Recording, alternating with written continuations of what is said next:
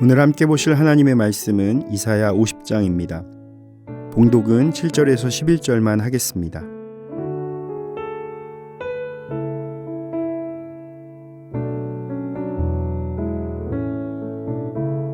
주 여호와께서 나를 도우심으로 내가 부끄러워하지 아니하고 내 얼굴을 부실돌같이 굳게 하였으므로 내가 수치를 당하지 아니할 줄 아노라.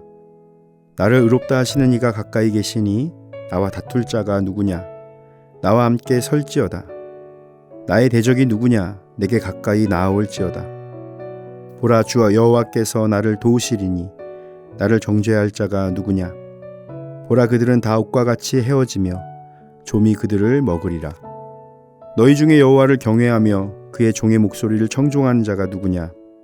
암중에 행하여 빛이 없는 자라도 여호와의 이름을 의뢰하며 자기 하나님께 의지할지어다. 보라, 불을 피우고 횃불을 들러 띈 자들이여, 너희가 다 너희의 불꽃 가운데로 걸어가며 너희가 피운 횃불 가운데로 걸어갈지어다. 너희가 내 손에서 얻을 것이 이것이라. 너희가 고통이 있는 곳에 누우리라. 아멘.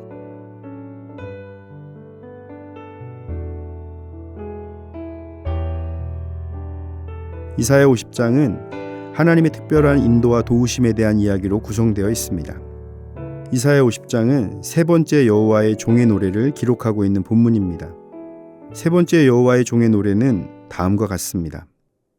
인류 구원이라는 하나님의 뜻을 이루기 위한 종이 순환을 당하는 중에 하나님의 도우심을 의지함으로 승리하게 된다는 것을 노래합니다.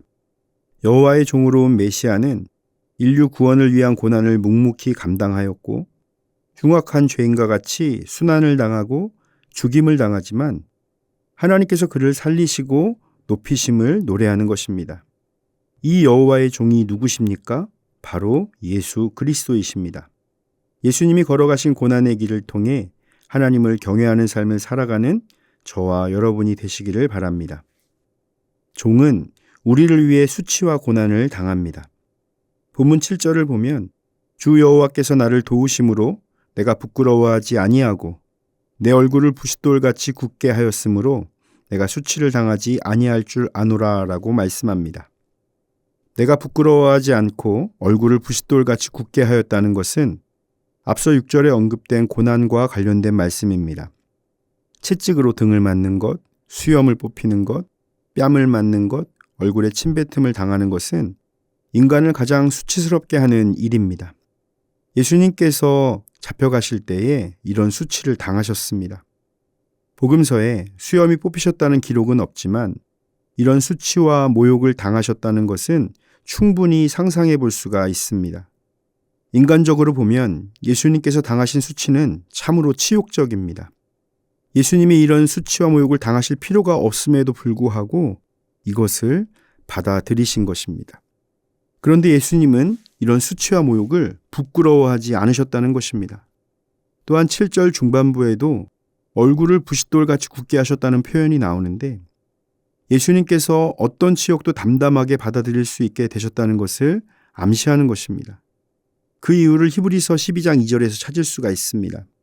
믿음의 주요 또 온전하게 하시는 이인 예수를 바라보자. 그는 그 앞에 있는 기쁨을 위하여 십자가를 참으사 부끄러움을 개의치 아니하시더니 하나님 보좌 우편에 앉으셨느니라 라고 말씀하십니다. 예수님은 이 모든 수치와 고난이 모든 죄인들에게 구원과 영광을 얻게 하는 일임을 아셨던 것입니다. 우리는 예수님께서 우리를 위해 수치한 고난을 당하셨음을 항상 잊지 말아야 합니다. 우리도 세상적인 수치를 당함을 개의치 않고 오직 예수님을 위한 삶을 살아가야 합니다. 그래서 베드로전서 4장 13절은 오히려 너희가 그리스도의 고난에 참여하는 것으로 즐거워하라. 이는 그의 영광을 나타내실 때에 너희로 즐거워하고 기뻐하게 하려 함이라 라고 말씀합니다. 고난은 우리를 성숙하게 하고 고난을 통해 주님과 함께 영광에 참여하게 한다는 것을 기억하시기 바랍니다. 우리가 어떤 마음으로 고난과 수치를 견뎌야 할지를 깨닫게 하는 한 이야기를 소개하려고 합니다. 어느 시골에 사는 자매가 몹시도 힘들게 생활을 하고 있었습니다. 신앙생활을 하며 믿음으로 이겨가고 있었지만 너무도 힘들었습니다. 주여, 너무도 힘듭니다. 주여, 너무 힘듭니다. 매일 이렇게 말할 정도로 그녀의 삶은 매우 힘들었습니다. 어느 날 밤 꿈을 꾸는데 그녀가 커다란 십자가를 질질 끌고 가고 있었습니다. 그때 예수님을 만나게 되었습니다. 주님, 너무 힘듭니다. 주님은 목수시지 않습니까? 이 십자가를 잘라주세요. 이에 주님은 빙그레 웃으시면서 잘라주셨습니다. 자매는 꿈속에서 3번씩이나 자기의 십자가를 잘라달라고 하였습니다. 그러자 그녀의 삶은 한결 가볍고 편안한 듯 보였습니다. 그런데 갑자기 눈앞에 요단강이 보이기 시작하였습니다. 뒤에 오던 다른 사람들은 커다란 십자가를 강에 턱 놓더니 그 십자가를 다리 삼아 하늘나라로 건너갔습니다. 그런데 그 자매의 자기 십자가는 이미 손 아래 들어올 정도로 너무 작아졌습니다.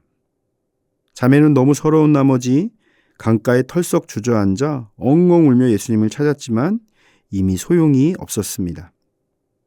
그렇게 엉엉 울다가 그 자매가 꿈에서 깨어났습니다. 그때 주님의 음성이 다시 들려왔습니다. 누구든지 나를 쫓아오려거든 자기를 부인하고 자기 십자가를 지고 나를 따를지니라. 그 자매는 아멘, 아멘 하고 소리쳤습니다. 그리고 주어진 삶을 감내하며 끝까지 믿음 가운데 살아갔다고 합니다. 그리스도인의 삶 속에서 고난은 필수적입니까? 라고 질문한다면 불행히도 그것은 예라고밖에 말할 수 없을 것 같습니다. 예수님이 몸소 그것의 본을 세우셨습니다. 하지만 고난은 축복의 기회라는 말도 있습니다. 고난이 힘들어 십자가를 잘라달라고 했던 자매의 모습. 하지만 이 역시 우리에게 남의 일이 아님을 보게 됩니다. 이렇게 고난에 참여하는 자들은 구원의 자리로 나아감을 기억하며 그 고난이 축복의 기회임을 믿고 나아가야 합니다. 8절을 보면 나를 의롭다 하시는 이가 가까이 계시니 나와 다툴 자가 누구냐? 나와 함께 설지어다. 나의 대적이 누구냐? 내게 가까이 나아올지어다 라고 말씀합니다. 여호와의 종이신 예수님께서 하나님께서 자신을 의롭게 하실 것을 확신하는 선언입니다. 예수님은 십자가에서 죽으시고 부활하심으로 이 모든 것을 확증하셨습니다. 사랑하는 성도 여러분, 예수님이 우리를 위해 수치와 고난을 당하셨지만 예수님은 십자가의 죽음을 넘어 부활을 통해 영광을 얻으셨습니다. 예수님을 믿는 우리의 삶도 고난이 찾아오지만 이 모든 것을 인내하며 나아갈 때 하나님과 함께 서는 영광의 자리로 나아가게 될 것입니다. 영원한 천국을 바라보고 소망하며 이 땅의 고난을 인내하며 승리하는 삶이 되시기를 예수님의 이름으로 축원을 드립니다. 다 함께 기도하겠습니다. 구원을 이루시는 하나님, 우리를 위해 아들을 보내시고 십자가의 고난을 통해 우리의 죄를 씻어주시고 영원한 생명을 베풀어 주시니 감사합니다. 예수님께서 구원 사역을 완수하시기 위해 고난을 감당하시며 인내하신 것처럼 우리도 삶에 주어진 고난의 시간을 잘 견디며 승리하게 하옵소서. 지금의 고난이 장차 다가올 영광과 비교할 수 없음을 기억하며 인내하며 승리하도록 붙잡아 주옵소서. 예수님의 이름으로 기도드립니다. 아멘. 하늘에 계신 우리 아버지, 아버지의 이름을 거룩하게 하시며 아버지의 나라가 오게 하시며 아버지의 뜻이 하늘에서와 같이 땅에서도 이루어지게 하소서. 오늘 우리에게 일용할 양식을 주시고 우리가 우리에게 잘못한 사람을 용서하여 준 것 같이 우리 죄를 용서하여 주시고 우리를 시험에 빠지지 않게 하시고 악에서 구하소서. 나라와 권능과 영광이 영원히 아버지의 것입니다. 아멘.